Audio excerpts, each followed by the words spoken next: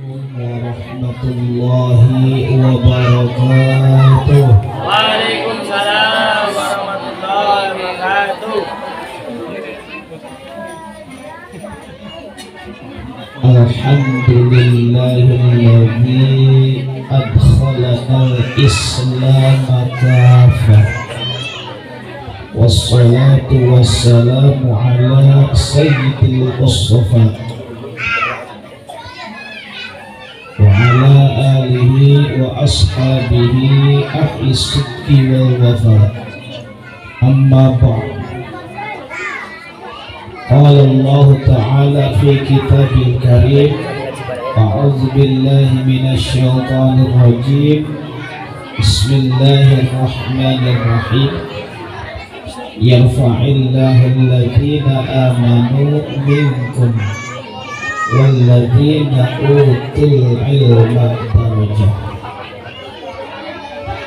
Ma'asyiral muslimin, jemaah pengajian di perumahan wahana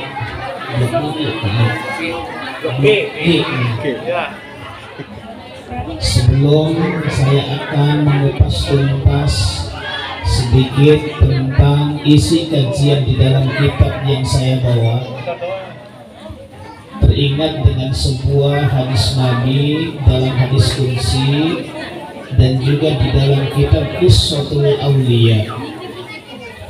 Dikatakan, idza quri'a bi maulidin nabiyyi sallallahu alaihi wa alihi wasallam fa idza man syariba wa tama'a dakhala alfa nurin wa rahmah.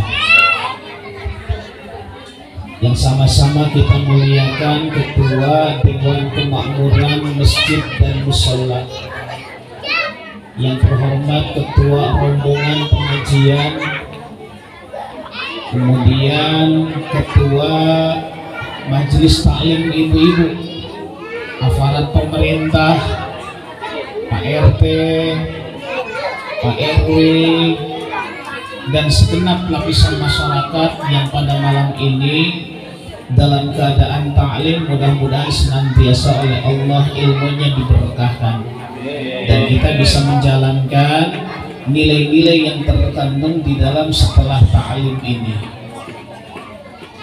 Maka yang paling merugi dan yang paling berbahaya ini adalah setelah kita mengetahui secara teori tetapi kita tidak mampu untuk melaksanakannya. Apalagi di zaman sekarang itu banyak orang yang pintar untuk berretorika, pintar untuk berbicara, pintar untuk mengemukakan pendapat, tetapi prakteknya nol besar. Allah menegaskan di dalam Al-Quran, kabura maqtan indallahi an taqulu ma la taf'alun. Sungguh teramat besar dosa bagi orang yang hanya pintar di dalam teori tetapi amaliyahnya nol besar. Bu, dengerin gak Bu? Kok jika pasarnya? Maklumlah baru dapat. Sebuah keberuntungan kita malam ini tadi telah dipimpin rombongan pengajian ibu-ibu. Diawali dalam pengajian ada pembacaan khatib dan juga ada pembacaan kisah maulid Nabi Muhammad SAW.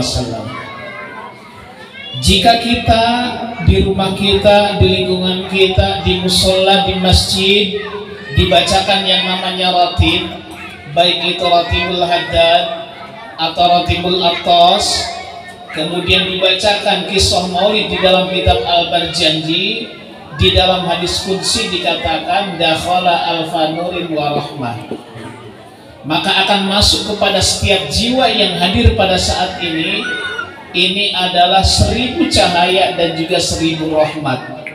Ketika kita dalam mahallul qiyam, kemudian kita dengan sungguh-sungguh memohon kepada Allah karena kita mahabbah terhadap zuriyatul Rasul, mahabbah terhadap Rasulullah sallallahu alaihi wasallam, maka yang akan masuk kepada jiwa kita adalah alfa nurin warahmah, 1000 cahaya dan juga 1000 kasih sayang. Alhamdulillah. Bila perlu ini nanti pengajiannya tiap malam. Saya pernah ngaji Bu dengan Habib Fahmi Al-Aidrus. Beliau mengatakan kalau kita membaca Mahalul Qiyam dengan begitu diresapi, sebelum dalam pembacaan Mahalul Qiyam kita membaca ratib terlebih dahulu, maka minimal malaikat rahmat nginep di tempat itu adalah 2 sampai dengan 7 hari. Itu minimal Bu. Kalau kita, rumah kita disatrani oleh orang-orang yang baik, ini adalah alangkah menjadi sebuah keberuntungan, apalagi yang nginepnya adalah malaikat rahmat. Ketika malaikat rahmat nginep di rumah kita 2 sampai dengan 7 hari, insya Allah besok gak usah usaha. Bapak-bapak gak usah kerja udah. Kenapa? Karena rezeki sudah dijamin oleh Allah Subhanahu. Kalau setiap hari kita bayangkan, setiap hari malaikat itu betah di rumah kita. Malaikat rahmat betah di rumah kita, apalagi kalau yang taklim duduknya yang paling depan. Kalau taklim duduk yang paling depan, maka yang akan menemaninya adalah malaikat Jibril. Yang paling tengah malaikat Mikail dan yang paling belakang malaikat Ijroil. Nah, kita pilih yang mana tuh? Mohon maaf ya Bu ya, bukan saya berarti so Islami, bukan. Kenapa? Ini menggunakan pakaiannya katanya baju gamis, bukan. Ya memang ini adalah merupakan sebuah budaya dari bangsa luar, tetapi ini adalah merupakan anjuran sunnah Rasulullah. Karena memang yang kedua, saya secara pribadi terus terang sekarang ini ada 4 tempat Bu.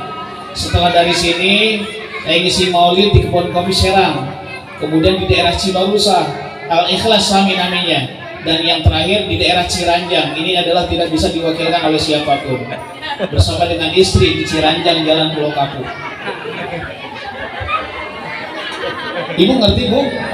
Ya, insya Allah itu nanti yang terakhir Bu, itu adalah urusan hanya pribadi antara saya dan juga istri saya. Insya Allah. Ma'asyiral muslimin rahimakumullah. Ketika pada saat ini sebetulnya dalam keadaan kondisi banyak orang yang sakit sebetulnya, entah itu dalam keadaan dirundung penyakit masalah. Semua ini adalah bapak-bapak yang di depan, yang di pinggir, ibu-ibu yang di depan dan yang di belakang. Kelihatannya adalah wajah-wajah bermasalah semuanya. Ini semuanya bermasalah semuanya.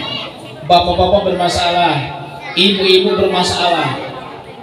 Sampai saat ini marilah kita harus sadari, cukuplah yang harus dijadikan standar oleh kita adalah hanya bersandar kepada Allah. Jangan pernah kita bersandar terhadap kepintaran kita. Jangan pernah kita bersandar karena kekayaan kita. Jangan pernah kita bersandar karena kekuasaan kita. Tapi bersandarlah kita hanya kepada Allah. Tidak sedikit orang yang kaya, orang yang pintar, orang yang memiliki kekuasaan ternyata dirundung masalahnya lebih besar daripada kita. Orang kaya disibukkan, sebelum tidur dia itu pasti mengontrol motornya, mobilnya, pintunya, dan lain sebagainya. Takut ada yang maling. Kalau untuk ukuran kita, biasa-biasa aja. Ngapain ada datang maling?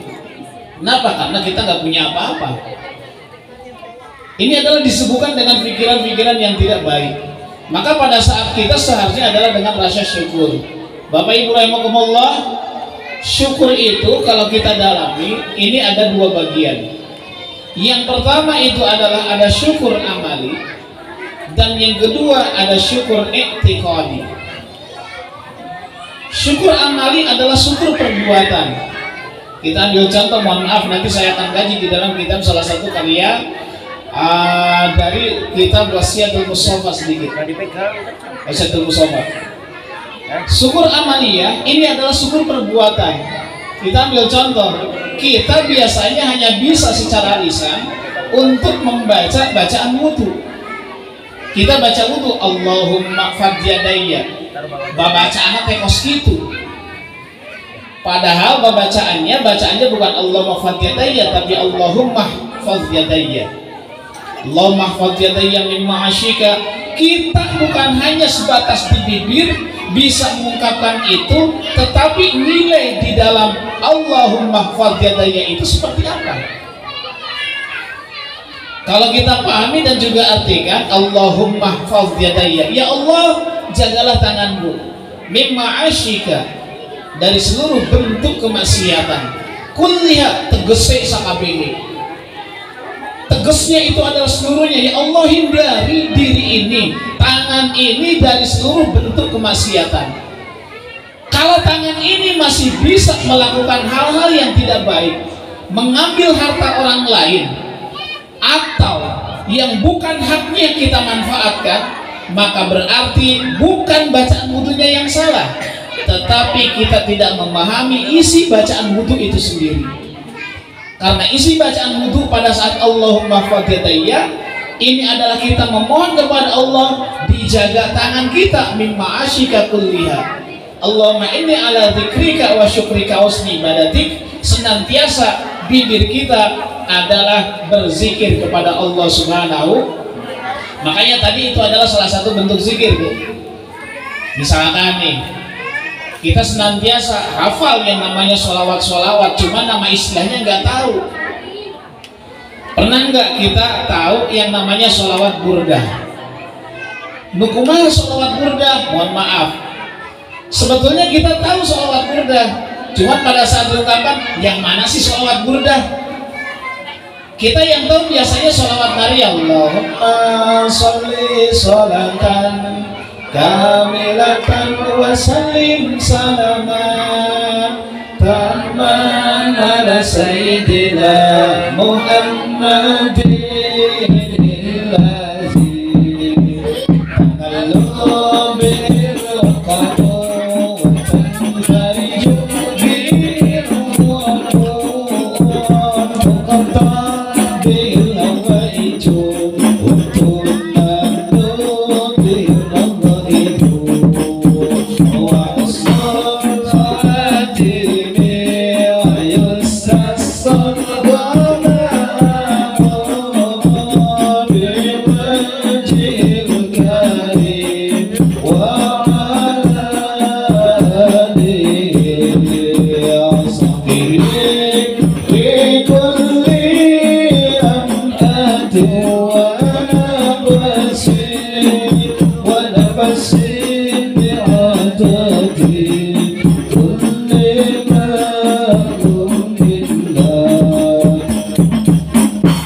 Kalau ditanya sholawat burdah tahu nggak?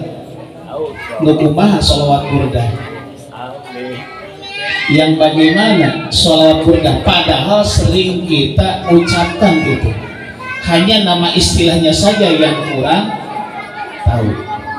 Yang begini isinya, ya Rabbi bil Mustafa balligh maqasidana waghfir lana ma madha wasi'al karam huwal habib allati turja syafa'atuhu wa likulli qawmin wal muqtahiri ila Allah bil mustamsikuna bihi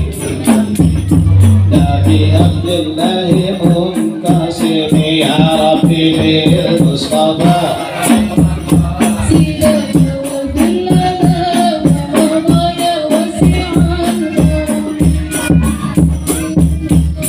itu, Bu, mohon maaf fadilahnya besar banget.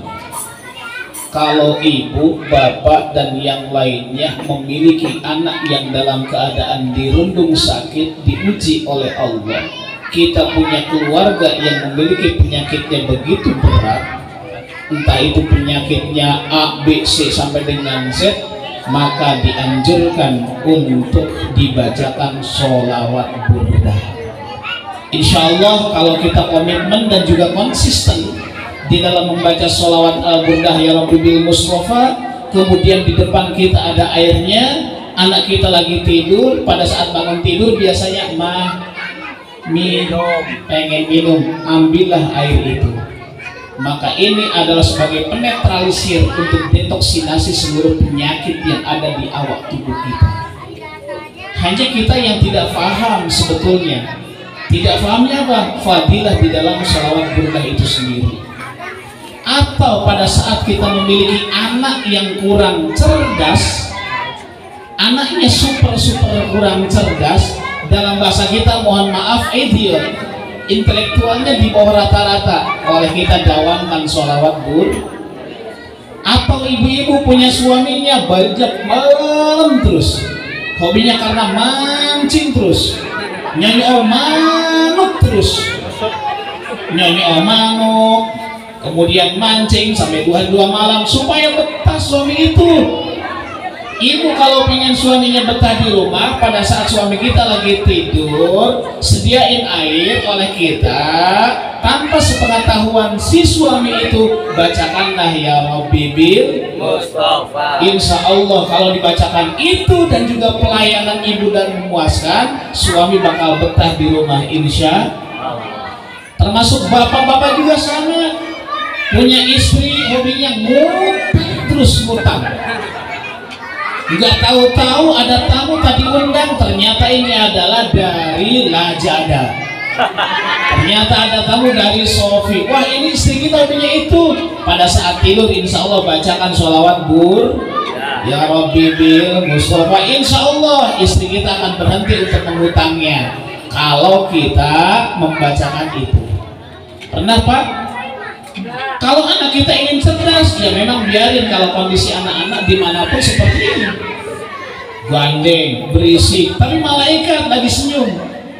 Ketika anak kita kemudian berlari-lari di musola, berlari-lari di masjid, kita kenalkan bahwa anak kita supaya mengenal lingkungan masjid dan juga musola. Jangan pernah kita larang, awas lo, jangan main musola lo. Biarin aja udah. Hanya dengan arahan dan juga bimbingan dari orang tuanya. Maka pada saat zaman sekarang ini telah diwasiatkan oleh Rasulullah SAW kepada Sayyidina Ali bin Abi Thalib. Beliau mengatakan, Inni usika, ini sesungguhnya kaulah, usika berwasiat kepada engkau al-yawma pada hari ini, biwasiatin kalawan sebuah wasiat. Apa wasiat Nabi? Yang pertama adalah hafidha Ishta hamidan. Hidup itu adalah harus senantiasa memuji. Memuji itu satu, memuji kepada Allah, dua, memuji kepada Rasul. Bagaimana mungkin kita bisa memuji kepada orang lain tapi kita tanpa memuji kepada Allah Subhanahu wa Ta'ala? Tidak bedanya seperti orang yang pada saat bulan Ramadan yang akan datang atau bulan Ramadan yang telah berlalu, biasanya banyak orang yang ikut melaksanakan ibadah puasa tapi sholatnya ditinggalkan. Ini tidak bedanya seperti orang yang jalan ke pasar, di atasnya menggunakan baju tapi di bawahnya memakai celana. Cek bahasa orang mah gege gubal gabel. Kira-kira orang seperti apa? Orang yang senantiasa ikut berpuasa tetapi tidak menjalankan kewajiban sholat yang 5 waktu. Nah, ini adalah kita harus bisa hidup penuh dengan terpuji, dan kita harus memiliki wamutta syahidan, meninggalnya dalam keadaan meninggal syahid. Pengen meninggal syahid Bu? Pengen tuh? Lamun Syekh Nawawi Albani tadi mengatakan begini, al-wudu'u qablan naum fahuwa indallahi mautun syahidun. Barang siapa yang wudhu sebelum tidur, maka dipastikan orang tersebut pada saat dalam keadaan punya wudhu, meninggalnya dalam meninggal syahid. Orang yang meninggal syahid itu tekaraos, tidak terasa, tidak pernah terasa sakit. Itu satu. Kemudian ada yang mengatakan ulama yang mukasyafah Bu. Seorang ulama yang mukasyafah, ketika kita ingin dalam keadaan mati syahid, setiap malam sebelum tidur usahakan oleh kita baca sholawat minimal 2000 kali. Minimal berapa? 2000 kali. Terserah mau sholawat burdah, mau sholawat Jibril, terserah. Gak kuat 2000, bertahaplah 2500. Gak kuat 2500, baik juga hanya butuh waktu sekitar setengah jam. Yang anehnya begini, anehnya mohon maaf nih ya. Kalau ada teman kita, tetangga kita, atau yang lainnya menjanjikan untuk kepentingan duniawi, biasanya kita cepat untuk merespon. Biasanya orang tereh kabita cek bahasa Sunda nama. Misalkan saya diajak teman untuk berbisnis dengan modal yang hanya angka 1 sampai dengan 5 juta, diiming-imingilah oleh teman kita, oleh tetangga kita, yuk kita bisnis katanya. Bisnis apa? Pokoknya menggiurkan. Nanti kalian akan dapat untung katanya 10 juta. Kira-kira kita cek bahasa Sunda kabita ente dah. Pasti kita langsung tercantol hati kita. Kenapa? Ingin mendapatkan keuntungan sebesar itu. Tetapi ketika yang menjanjikannya Allah, yang menjanjikannya Rasulullah, Allah yang menjanjikan, innallaha la yukhliful mi'ad. Allah tidak mungkin ingkar janji. Kita jarang untuk merespon ketika Allah yang menjanjikan. Ketika Rasulullah yang menjanjikan, kita jangan merespon. Baca sholawat 2000, loba banget sih. Loba amat nih baca sholawat 2000. Oke lah, belajar sedikit-sedikit 100. Setelah kuat 100, 200. Setelah 200, 500. Terus bertahap sampai kita pada saat sebelum tidur, kalau kita dawam untuk sholawat kepada Nabi 2000 kali, dijamin oleh Allah dari seluruh aspek kehidupannya tidak ada orang yang memiliki kelaparan, tidak ada kesusahan. Tidak mungkin kita akan bergantung sama orang yang lain kalau kita mengikuti anjuran sunnah Rasulullah. Banyak sekali sebetulnya anjuran Rasulullah. Kita ambil contoh lagi. Siapa di sini yang suka gunting kuku sama anaknya ataupun sendiri? Kita nggak pernah ikuti aturan dari Rasul. Bagaimana cara menggunting kuku? Kan begitu. Cara menggunting kuku saja yang telah diajarkan oleh Rasulullah sesuai dengan standarisasi ulama salafiyah. Yang pertama, ini adalah menurut Syekh Nawawi Al-Bantani. Dina cara gunting kuku, satu yang tidak boleh adalah hari Selasa, kemudian hari Rabu, Sabtu dan Minggu. Kalau kita menggunting kuku di hari Selasa, maka akan menimbulkan stagnasi intelektual. Anak kita menjadi mandek, bodoh kalau menggunting kukunya hari Selasa. Begitupun pada saat hari Rabu. Ketika menggunting kuku hari Rabu, maka akan yang terjadi adalah kemiskinan. Yang bagus adalah menggunting kuku pada hari Kamis, hari Jumat, atau hari Senin. Dan diawalinya, kalau kita bapak-bapak biasanya kalau gunting kuku ini adalah dengan gigi. Biasa dengan gigi kan? Wah, Jumatan pokoknya ya. Ideal sunnah Nabi gunting kuku itu adalah satu, mulai dari telunjuk kanan, kemudian jari tengah, jari manis, jari manis, kelingking. Setelah kelingking kemana nih? Kelingking lagi, terus terakhir jempol. Ini adalah standarisasi yang diajarkan oleh ulama Syekh Nawawi Al-Bantani. Atau menurut Imam Al-Ghazali sama 1, 2, 3, 4. Balik lagi ke sini. Boleh 2 kaul. Ketika dalam keadaan menggunting kuku, kita sendiri jauh dari ajaran sunnah Rasulullah.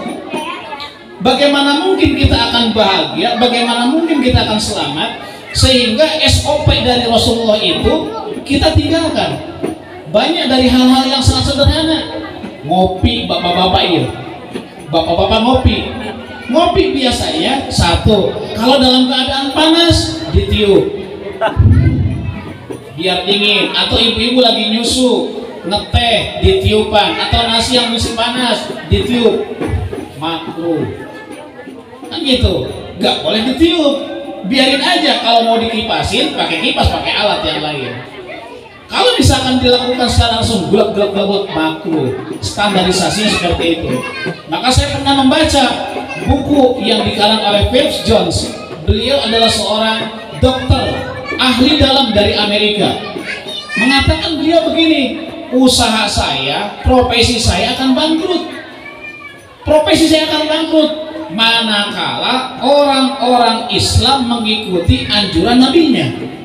Entah itu dari toharoh, dari makan, dari tidur, hal-hal yang sangat sederhana sebetulnya. Tapi kita jauh dari ajaran Rasulullah. Usaha saya, kata Dr. Phil Jones, saya tidak mungkin akan memiliki pasien yang banyak kalau umatnya Nabi Muhammad menyesuaikan dengan standarisasi SOP-nya kanjeng Nabi. Kencing seperti bagaimana? Kiina kos kumaha? Lalaki sekarang itu, laki-laki diberikan fasilitas WC ketika kunjungan kemanapun, entah itu di rest area, dimanapun pasti posisi buang air kecil dalam keadaan berdiri. Itu dipastikan. Padahal ada tempat yang lain yang difasilitasinya bisa dengan cara jongkok. Kalau di dalam kita Rahmah Fiti buat hikmah, kita dalam masalah kedokteran dan juga kesehatan, orang yang kencingnya laki-laki dalam keadaan berdiri ini akan cepat menimbulkan penyakit prostat.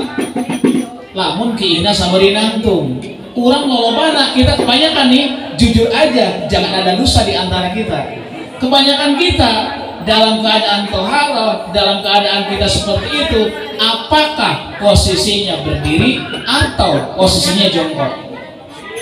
Kalau jujur pasti dalam keadaan posisinya adalah posisi berdiri. Sehingga tidak aneh zaman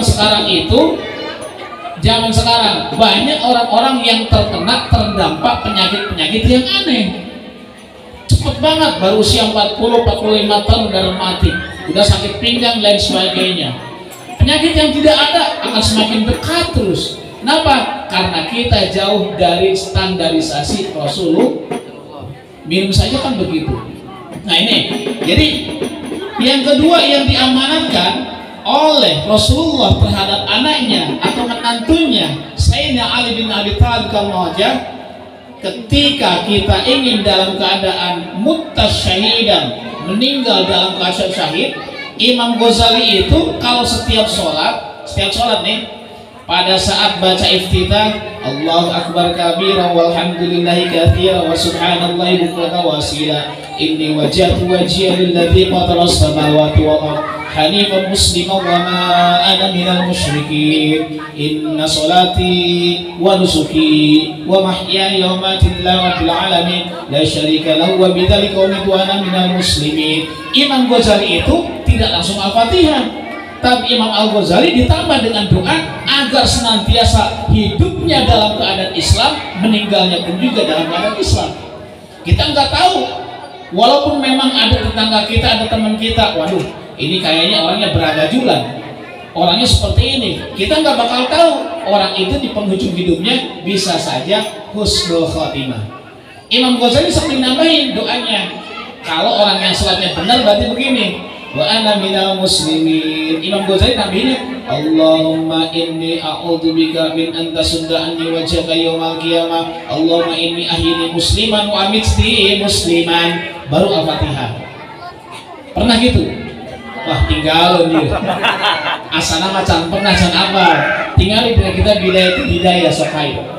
Allahumma inni a'udzubika min an tasudda anni wajhaka yaumal qiyamah, Allahumma inni ahyini musliman wa amitni musliman. Hidup harus dalam keadaan Islam, meninggal pun dalam keadaan Islam.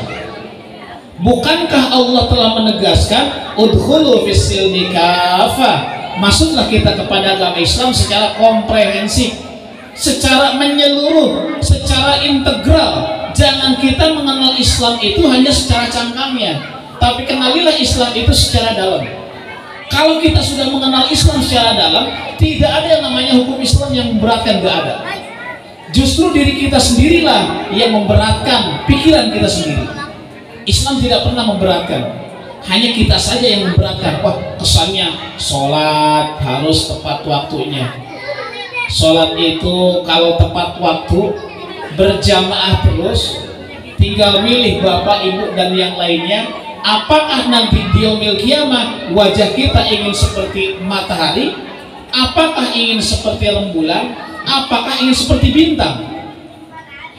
Kalau kita dipanggil sama bos, kalau kita dipanggil sama atasan, dipanggil sama yang lain, itu cepat dengan secara refleks atasan kita, bos kita manggil, ntar besok datang ya, gua ada perlu, pasti datang. Ketika bos kita yang panggil. Tapi pada saat yang manggilnya sang pemilik alam ini, Allah memanggil. Padahal kalimat Allah senantiasa disandingkan dengan kalimat Muhammad SAW. Ketika lahir, ada yang disebut dengan azan ghairu masyru'iyah. Azan telinga kanan, iqamah telinga kiri, Allahu Akbar, Allahu Akbar. Kemudian asyhadu an la ilaha illallah, asyhadu anna Muhammadar Rasulullah. Nama Allah, nama Muhammad selalu terngiang. Ketika dalam panggilan azan seperti itu, nikah ogikos gitu. Ketika pada saat nikah pasti yang dibacakan kepada pengantin itu, yuk baca sama-sama, asyhadu an la ilaha illallah wa asyhadu anna Muhammadar Rasulullah. Anehnya nikahnya di masjid, tapi pada saat setelah nikah 1 bulan, 2 bulan sampai lamanya 1 tahun nggak doyan sama masjid. Itu kan aneh.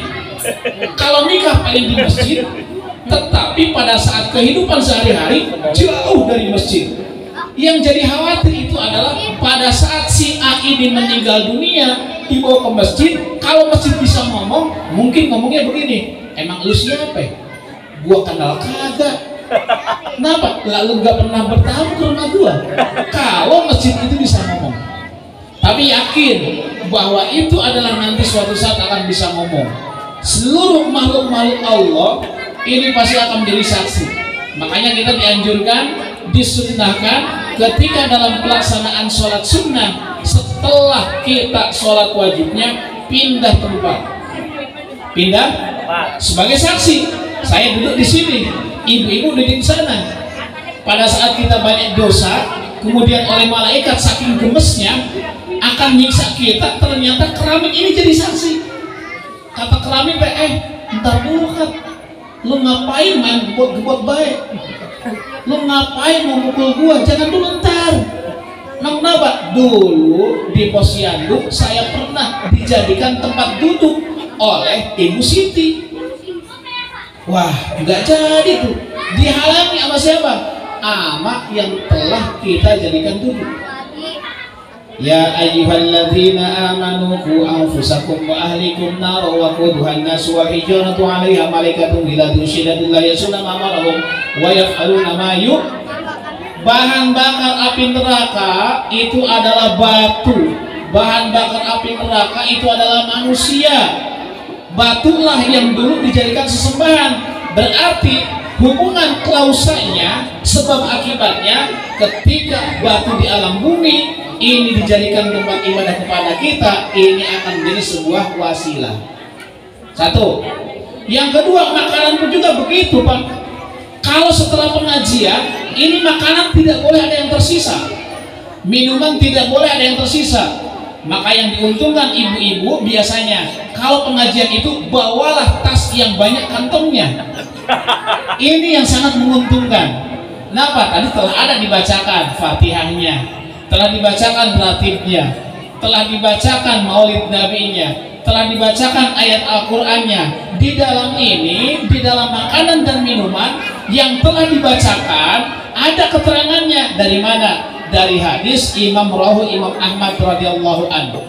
Ijtami'u ala ta'amikum wazkuru smallahi yubarakatuh fi. Ketika kita kumpul, entah itu pengajian, entah itu tahlilan, entah itu marhaba, maulid nabi, akikah, dan lain sebagainya, ada kalimat-kalimat thayyibah yang telah dibacakan, maka di dalam makanan dan juga minuman ini terdapat keberkahan yang sangat besar. Maka Nabi akan bu geus kieu paheula-heula ieu. Siapa yang paling banyak untuk memegang pisang? Pisangnya di sini gede-gede Bu tuh. Ibu-ibu sukanya pisang yang kecil yang gede tuh. Pisang Bu, babnya bab pisang. Nah, jadi amanat dari Nabi Muhammad SAW kepada Sayyidina Ali radhiyallahu anhu, ketika kita dalam keadaan ingin mutasyahidan, mati syahid, usahakan secara syariah lah. Kita kalau berbicara thariqah terlalu berat. apalagi secara hakikat. Secara syariat saja Imam Ghazali tadi ungkapan doanya, Allahumma inni a'udzubika min antasudda anni wajhaka yaumal qiyamah. Allahumma inni ahyini musliman wa mitni musliman. Insya Allah dipraktekkan mual ya. Hampir mual jika namanya. Jika hampir. Siapa di sini yang pernah umrah Bu? Mohon maaf Bu. Yang udah, yang belum ada yang belum. Wah semua dong. Loba banget. Bu, pengen pahala umrah Bu? Pengen pahala haji? Bukan fitnah. Bukan fitnah tuh. Ketika kita ingin punya pahala haji dan pahala umrah, jangan pernah untuk meninggalkan sholat ba'diyah isya 4 rakaat.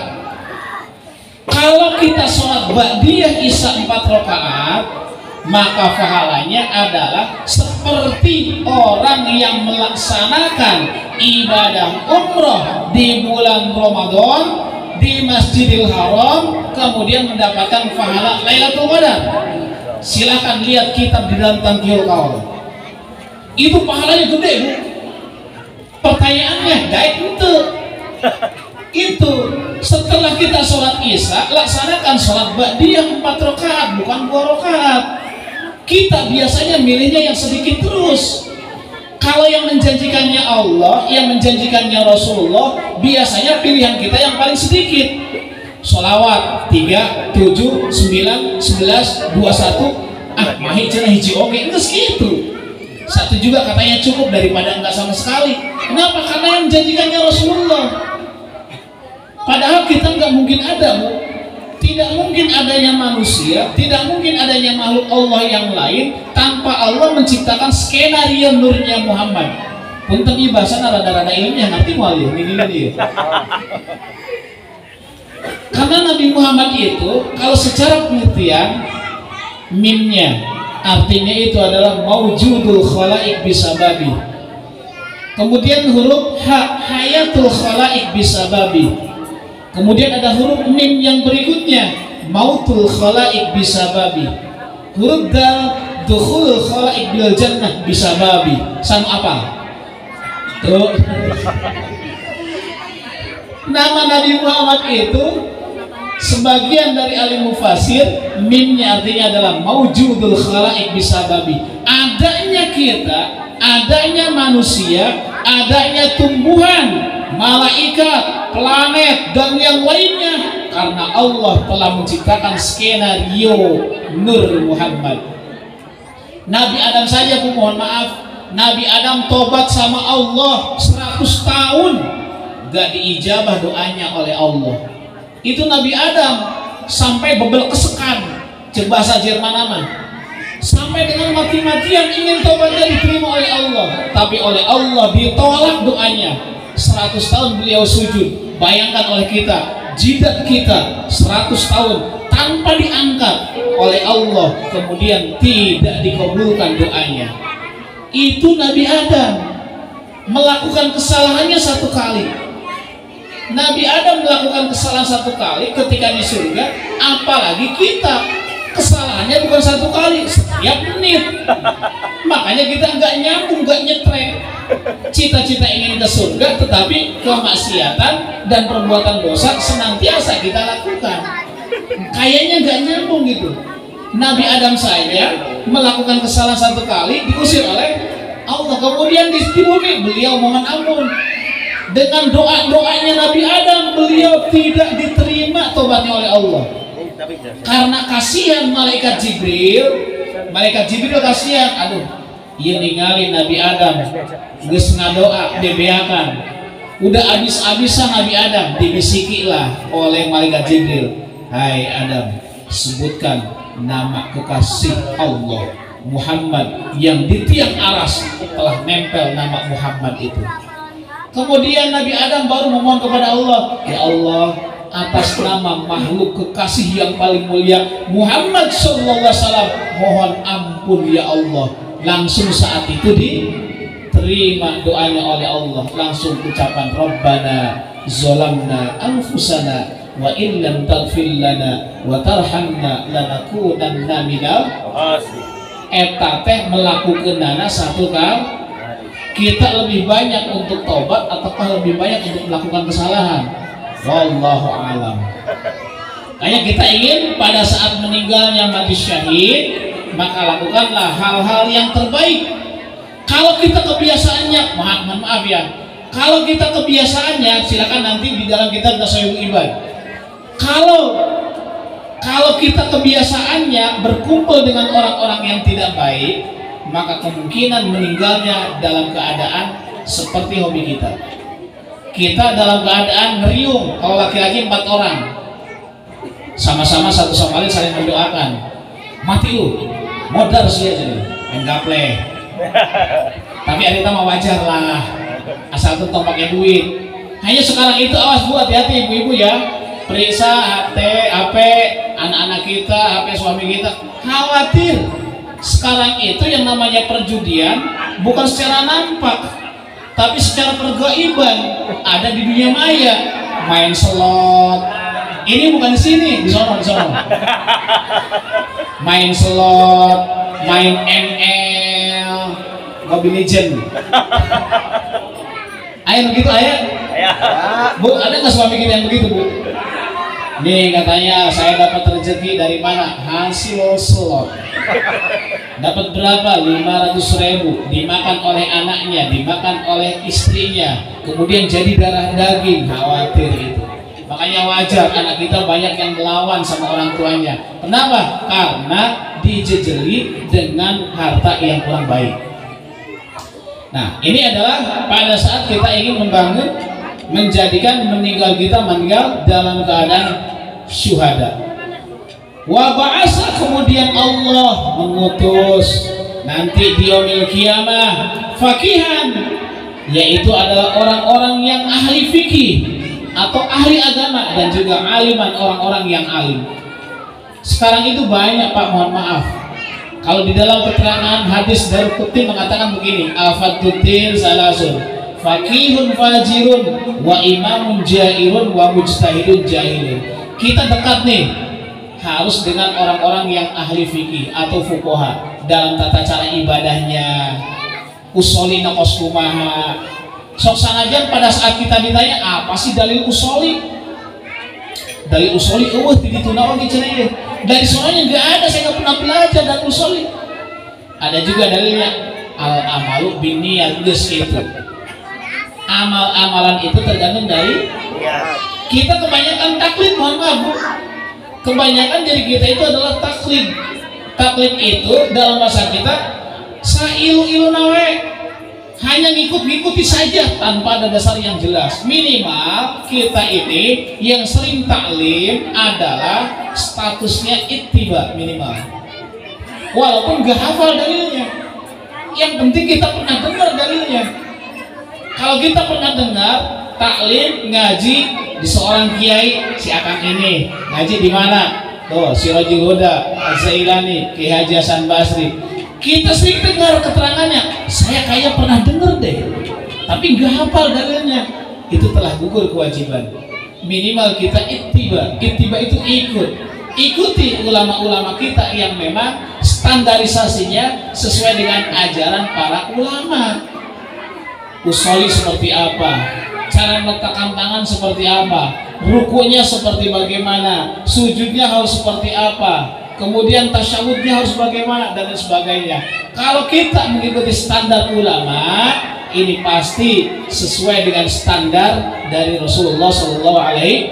Maka pada saat standarisasi ulama kita tempuh, hidupnya pasti dalam keadaan Islam, meninggal pun dalam keadaan Islam. Yang saya harapkan begitu. Karena mohon maaf, saya pernah mentalkinkan, membimbing orang yang akan wafat, meninggal. Saya pernah 2 kali kejadian bukan hoax, kejadian yang memang di luar nalar logika. Ini ada, bukan tetangga ya. Pada saat dipanggil seorang ahli hikmah, Pak, ini gimana nih saudara saya? Udah nggak ada napasnya sampai dengan lutut, dibacain ternyata sampai dengan sehari belum meninggal juga. Kalau dalam istilah Sunda mah kudu dikeprak ku daun panglai, keprak ke karapae.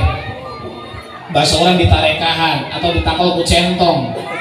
Atau biasa kalau wanita yang hamil ingin punya anak laki-laki, ini saya udah punya anak 4 katanya perempuan terus ingin punya anak laki-laki 1 kali aja, kata bahasa Sunda mah harus maling centong tetangga katanya.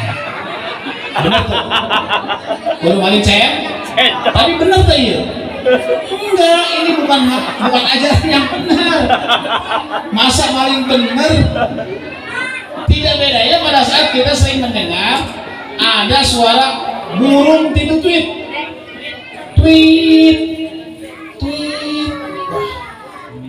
Wah, salah ya. Gak bakal salah, ini pasti ada orang yang akan meninggal. Cek saha.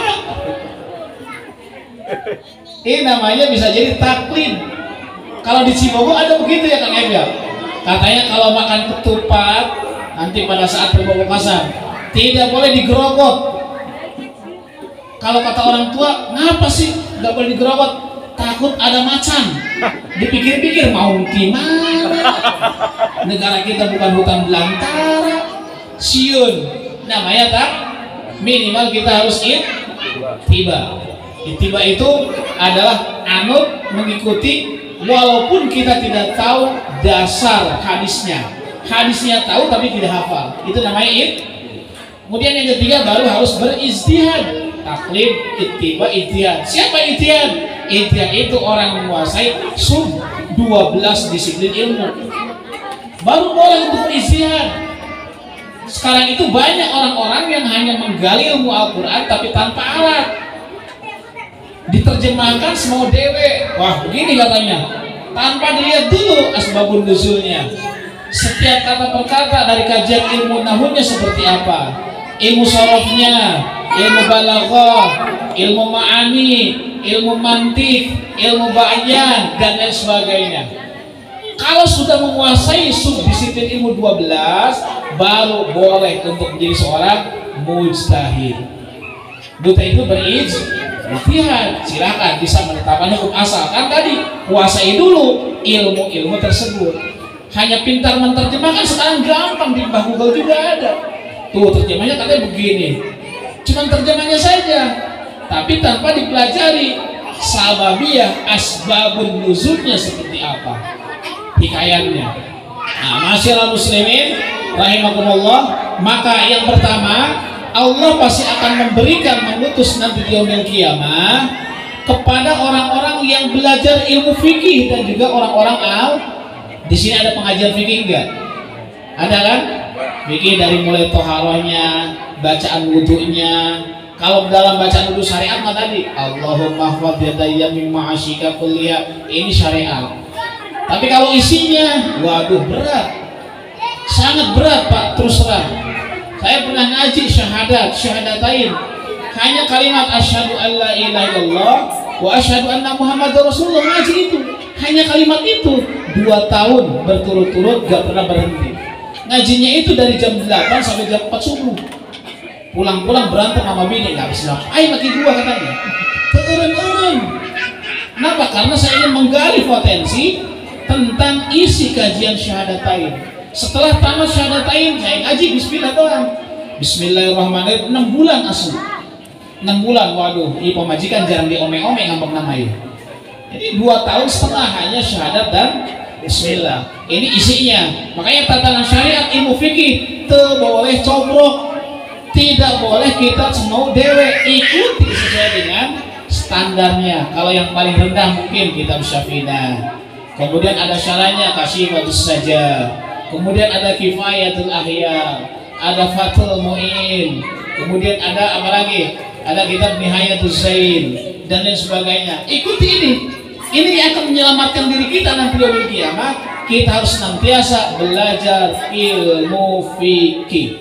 Dan yang berikutnya yang akan menjadikan diri kita akan selamat di akhirat dan matinya dalam keadaan syahid, bergaulah dengan orang-orang yang alim. Kalau kita bergaul dengan tukang jengkol, pasti bakal kebauan jengkolnya. Kalau kita bergaul dengan tukang petek, pasti bakal kebagian bu petainya.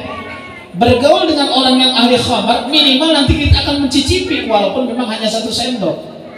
Bergaul dengan orang yang tukang gapleh, pasti gapleh melulu. Bergaul dengan tukang ngusuk, ya pasti ngusuk mulu.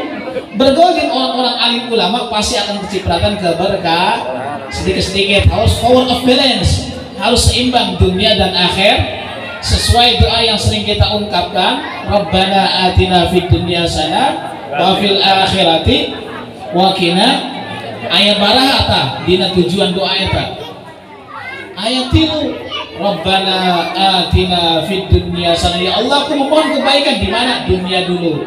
Makanya dunia harus kita perbaiki.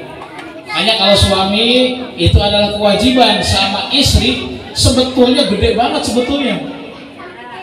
Nyuci piring, ngepel, menyapu, nyetrika, dan kerjaan-kerjaan istri yang lain seperti masak, hakikatnya itu adalah bukan kerjaan dan juga tugas istri, bukan. Itu adalah kewajiban suami. Besok bu perintah suami kita suruh nyuci, ngepel, nyapu, ngurus bocah. Yang nggak bisa bapaknya itu adalah nyusuin bocah, nggak bisa. Itu tugas suami, bukan tugas seorang istri. Mohon maaf, saya bukan menyombongkan, mohon maaf. Saya kalau di rumah, cara pribadi, saya bagi tugas dengan istri. Tugas saya adalah cuci piring sama cuci baju, udah, dan masak air biar matang. Kalau hobi saya secara pribadi masak air bu, terus terang. Kalau minum air di rumah saya, hasil dari kopi dan sebagainya, itu pasti air selawat. Dipastikan itu dipastikan air selawat. Kenapa? Karena pada saat saya nuangin air dari tempayan sama gayung, tidak pernah lepas saya. Setiap pergayung, Allahumma sholli sholatan kamilah salaman taman, terus. Setelah air matang, ada berapa gayung? Kira-kira 3 gayung masuk ke termos, dimasukin. Allahumma sholli sholatan kamilah salaman taman. Khawatir. Saya khawatir apa? Khawatir istri dan juga anak saya pada saat minum lupa membaca bismillah.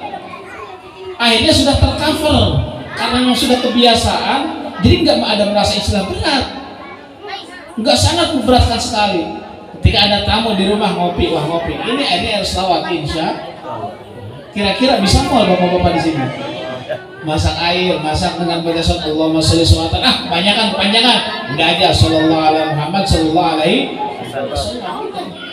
Demi Allah bu, pak, kalau kita dalam waktu sehari minimal 1000 pak, demi Allah nih, kalau kita sehari menyempatkan baca sholawat Jibril sallallahu alaihi Muhammad sallallahu alaihi wasallam 1000 kali, demi Allah gak ada orang Islam yang miskin, gak mungkin, sangat mustahil kalau kita mendawamkan sholawat Jibril sehari 1000 kali.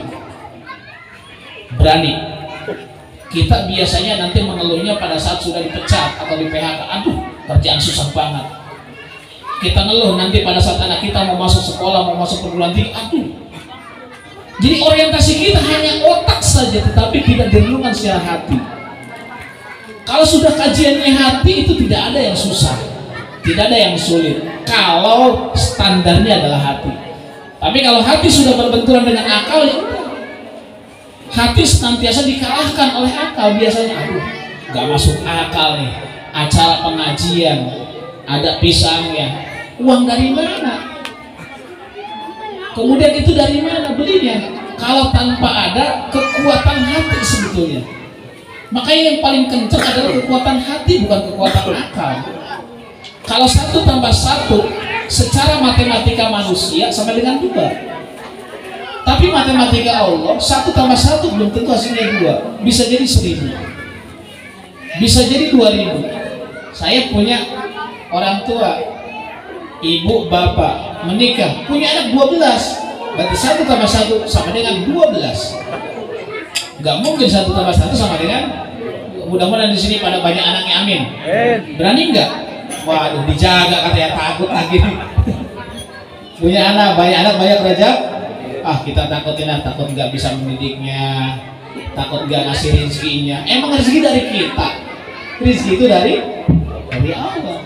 Nah ini, jadi ketika kita ingin dalam keadaan meninggal syahid, ini ada catatan. Satu, fakirihan, bergaul dengan orang yang ahli fiqh. Yang kedua, bergaullah dengan orang-orang yang ahli ilmu, ahli alim. Saya pakai begini Pak, terus terang sebetulnya malu. Ini mah hanya sebagai casing. Saya belum tentu lebih baik daripada wartawan ini nih, Pak wartawan RCT apa RTUC nih. Saya belum tentu lebih baik, karena yang paling berat itu terusan menggunakan warna putih, peci putih. Kalau peci putih seharusnya hatinya pun juga putih, bajunya putih, pribadinya harus putih. Orang yang memiliki peci hitam belum tentu hatinya hitam, bisa jadi hatinya putih. Orang yang pakaiannya biasa-biasa belum tentu dia itu preman, tapi siapa tahu hatinya santri. Ada yang penampilannya wah keren banget, ternyata dia pembohong banyak. Tapi kita menilai fahkum bidzahir, menghukumi secara zahir. Hukum zahirnya kan ayat wah penampilan sorban. Bapak-bapak kalau sholat menggunakan sorban, itu ibadahnya lebih baik daripada 70 rakaat. Kalau kita sholat pakai sorban Pak, mohon maaf, sholat kita pakai sorban bukan berarti kita sok islami. Lu katanya sok menjalankan syariat, lah memang kita harus jalankan syariat. Kita menggunakan sorban, sholat 2 rakaat laki-laki dengan sorban itu lebih baik daripada orang yang sholat 70 rakaat tanpa sorban. Besok semuanya kompak pakai sorban, siap? Tuan ini cina era jadi sini sensorikan. Iya ustaz nggak ada kira ya. Ada ustaz dadakan katanya. Itu padahal gede nggak fadilahnya. Mau nggak kita meraih pahala yang telah dijanjikan oleh Nabi? Ibu-ibu nanti suaminya pada saat berangkat ke masjid, Pak sini dulu. Papa lupa ya, kemarin udah ngaji. Harus bagaimana hasilnya? Pak gunain sorban. Biar pahalanya lebih baik daripada orang yang sholat 70 rakaat tanpa sorban. Apalagi sebelumnya nyusur. Apa sujud? Bersiwak. Sama bersiwak. Orang yang bersiwak sebelum sholat sama pahalanya, lebih baik daripada orang yang sholatnya 70 rakaat tanpa bersiwak. Makanya biasanya kita ada tetangga kita, ada saudara kita yang pulang dari umroh, yang pulang dari ibadah haji, kita mintanya satu air zam-zam, betul? Yang kedua ada kacang kurma. Jarang ada orang yang minta, saya minta siwak. Kenawan cina siwak. Coba nanti kita minta, mohon saya nanti beliin siwak ya. Karena pernah zaman Sayyidina Utsman radhiyallahu an, zaman Khalifah Utsman radhiyallahu an, ketika Islam dalam keadaan perang Syria mengalami kalah satu kali. Islam itu kalah. Sayyidina Utsman sampai dengan kaget, sampai dengan heran. Kenapa pasukan saya sekarang kalah? Mohon coba sok para menteri, orang-orang kepercayaanku, selidiki apa yang menyebabkan umat Islam kalah pada perang ini. Diselidiki oleh para sahabatnya Utsman. Oh katanya, ya Khalifatullah wa Halifatullah, ternyata umat Nabi Muhammad di zaman Utsman radhiyallahu an telah melupakan bersiwak sebelum sholat. Makanya eleh. Kemudian pada saat itu Sayyidina Utsman radhiyallahu an kemudian mengutus kembali kepada para menterinya, silakan orang yang akan berperang nanti bersiwak kembali. Bersiwak akhirnya menang tuh, menang. Tuh makanya mudah-mudahan ini nanti kita bisa menjadi orang yang dalam keadaan hidupnya Islam, meninggalnya pun juga dalam keadaan Muslim, yang kategorinya meninggalnya mandal syahid. Satu tadi itu adalah dekati orang-orang yang ahli ilmu. Satu kiai, ulama, siapapun ulamanya nggak boleh kita benci. Siapapun habaibnya tidak boleh kita benci. Siapapun ustadznya tidak boleh kita benci. Adapun perbedaan itu adalah ikhtilaf. Al-ikhtilafu atau perbedaan itu adalah merupakan rahmat kasih sayang.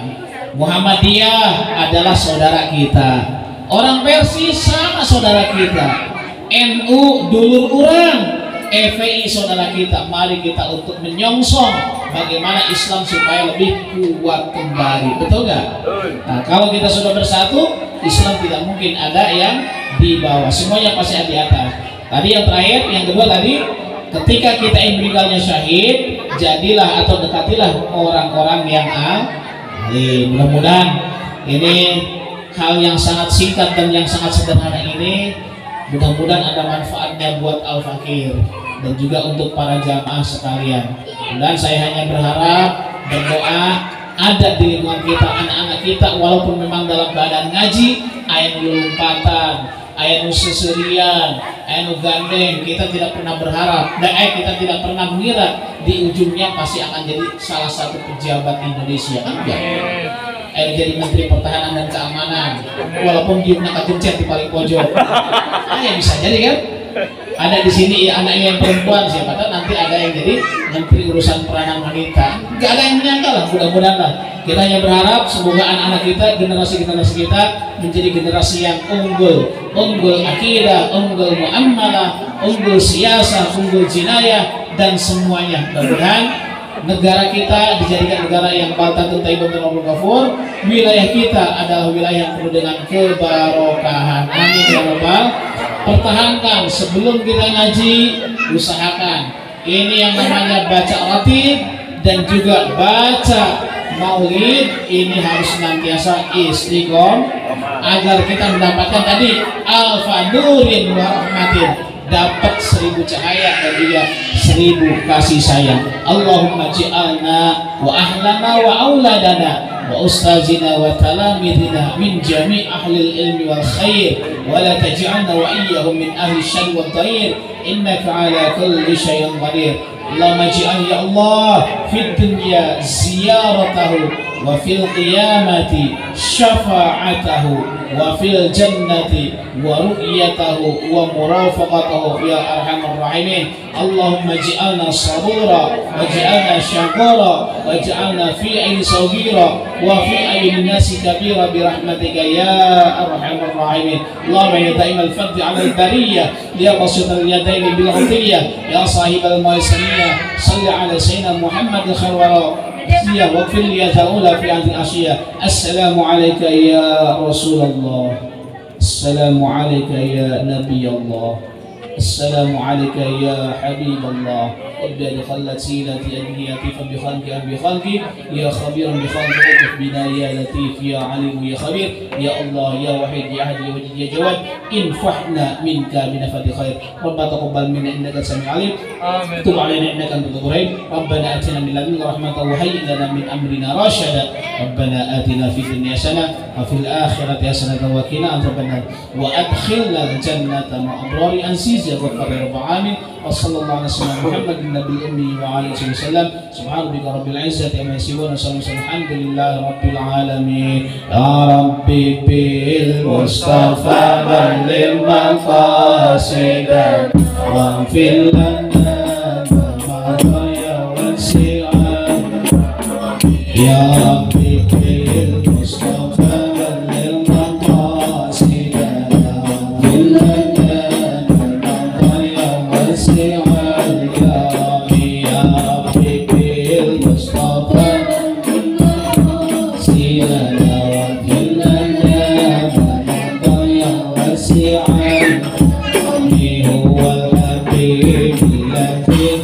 شفاعته لكل حول من الأول يا ربي بالمصطفى بلغ مقاصدنا واغفر لنا ما مضى وسع الكرم. دعا إلى الله مستمسكون بحبل الله منتصر. يا ربي بالمصطفى بلغ مقاصدنا واغفر لنا ما ضيع وسع الكرم. Mari kita bersikap yang telah ditetapkan oleh Tuan Syekh Abdul Qadir Jailani. Yang pertama adalah kalimat syakura, yang kedua adalah sabura, yang ketiga adalah ghafura, yang keempat adalah min kulli gurur. Ya, istighfar lebih dulu ya sebelumnya tutup. Mari kita untuk beristighfar kepada Allah SWT. Semoga nanti tulangan kita oleh Allah seluruh dosa-dosa dan kesalahan kita dihapusnya. Astaghfirullah, astaghfirullahaladzim, astaghfirullahaladzim, astaghfirullahaladzim, wa atubu ilaihi min jami'il ma'asi wal junub. Ya Allah ya syukur, ya Allah ya sabur, ya Allah ya ghafur, ya Allah min kulli ghurur, ya Allah ya syakur, ya Allah ya sabur, ya Allah ya ghafur, ya Allah min kulli ghurur, ya Allah ya syakur, ya Allah ya sabur, ya Allah ya ghafur, ya Allah min kulli ghurur. Hadanallahu wa iyyakum ajma'in. Ihdinas siratal mustaqim. Assalamualaikum warahmatullahi wabarakatuh. Waalaikumsalam.